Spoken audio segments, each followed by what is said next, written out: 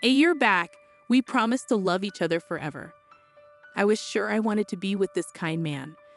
But things changed after we got married. The sweet guy I knew disappeared. Now he treats me like a maid, not his wife. He always tells me to be quiet and just listen to him. I wonder how long this will go on. Little did I know, something good was about to happen. Hi, I'm Michelle Jenkins, 28 years old. I work as a secretary at my dad's company and also manage our home.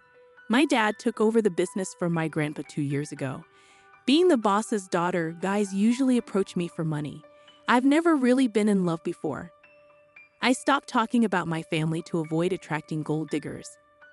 That's when I met David, the man who became my husband. I asked my friend who introduced us to not mention that I'm the boss's daughter. David doesn't gamble or smoke, and he drinks moderately. He was my dream guy, always telling me he loved and adored me. I thought I could spend my life with him. But when I told my dad about marrying David, he said, "Michelle, it's okay to marry him, but don't let him know you're the boss's daughter."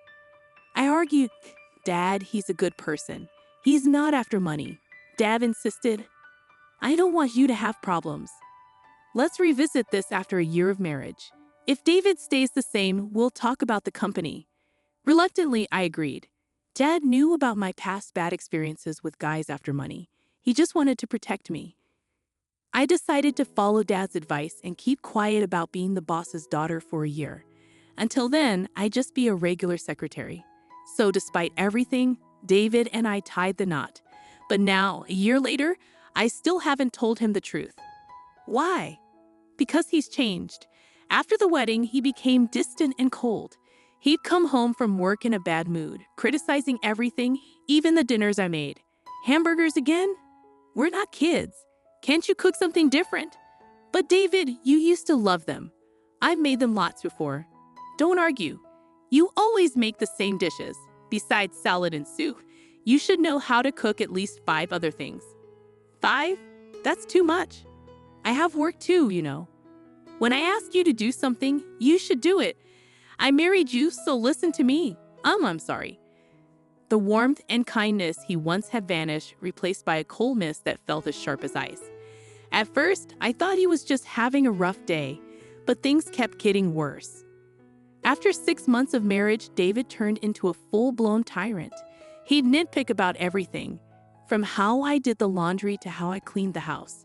If I dared to speak up, he'd yell at me with a terrifying look. Enduring his yelling was one thing, but sometimes he'd even throw away the meals I cooked. A year into our marriage, his tyrannical behavior hasn't changed. If anything, it's gotten worse. Just the other day, I got home late from work, and he immediately started shouting, "You're late. Do you even know what time it is?" I'm sorry.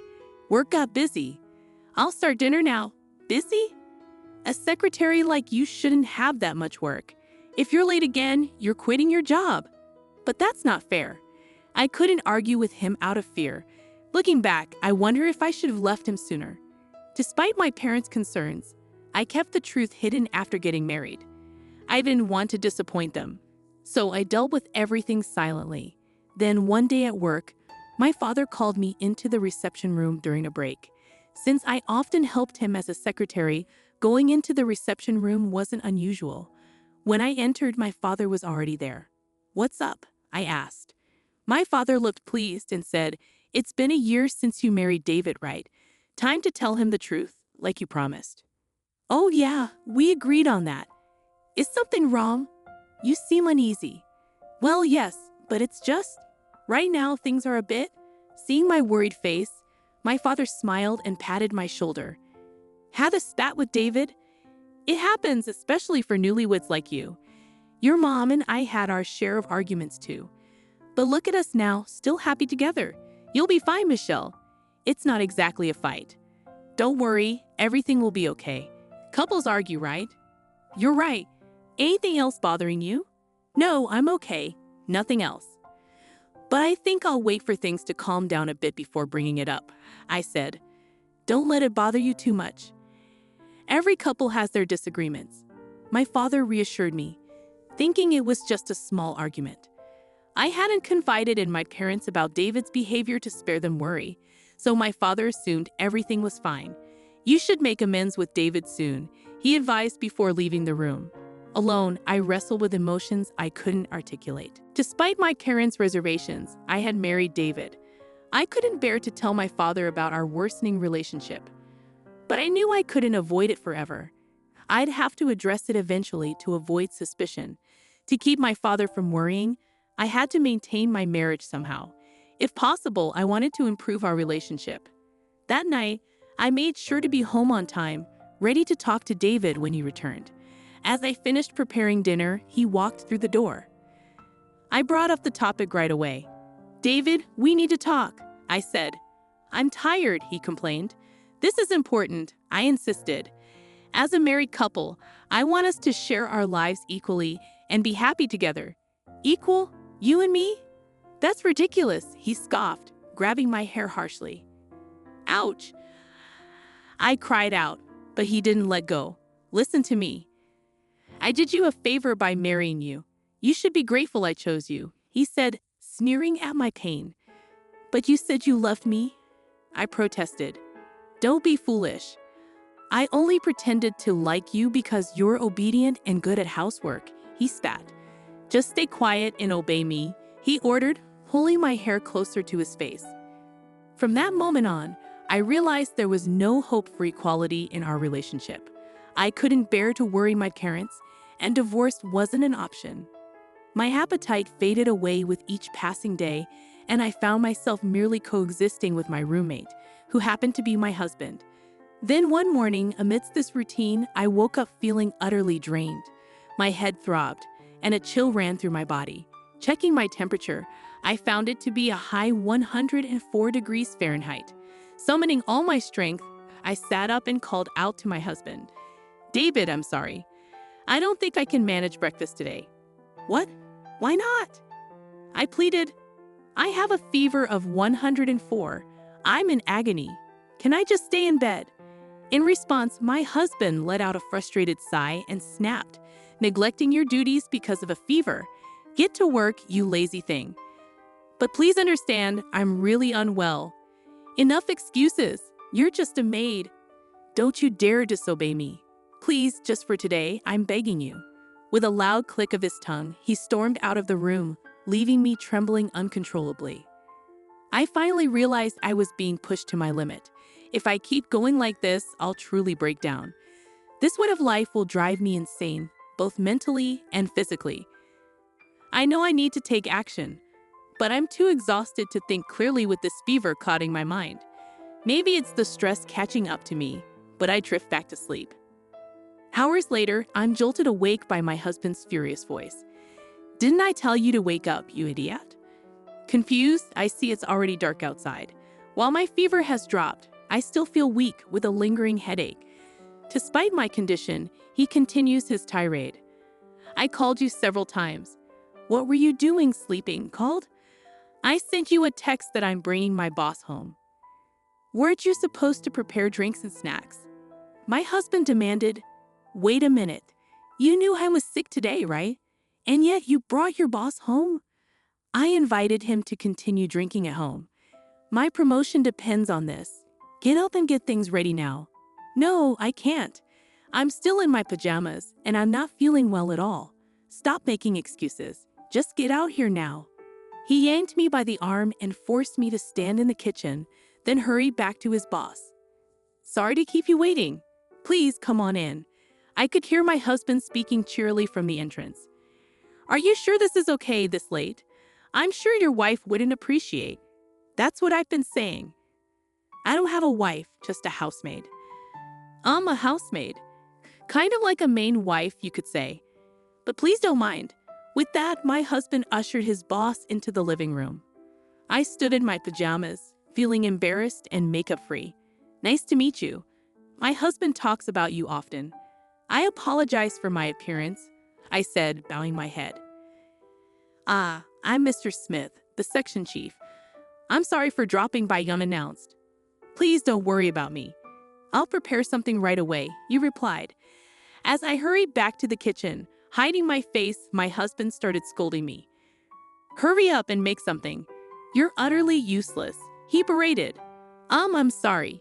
Just give me a moment, I pleaded. Stop talking and start working, he snapped. How much more embarrassing do you need to be, even with the section chief here? I'm sorry. I apologize, Mr. Smith. Our maid is quite incompetent, my husband explained. The section chief remained silent, his expression tense.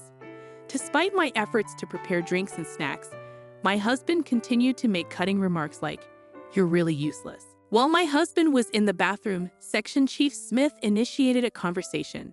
"Excuse me." I couldn't ignore him, so despite feeling flustered, I responded, "Yes, is there something you need?" "You're CEO Allen's daughter, aren't you?" My last name used to be Allen, I confirmed, realizing he meant my father, CEO Allen. "How did you know?" "I visited your father's company for business before.